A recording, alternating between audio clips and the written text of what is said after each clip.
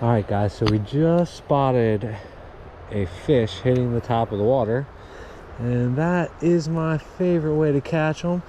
I don't know if he's going to come up again, but right over where that log is coming out of the water is right around where he's hitting.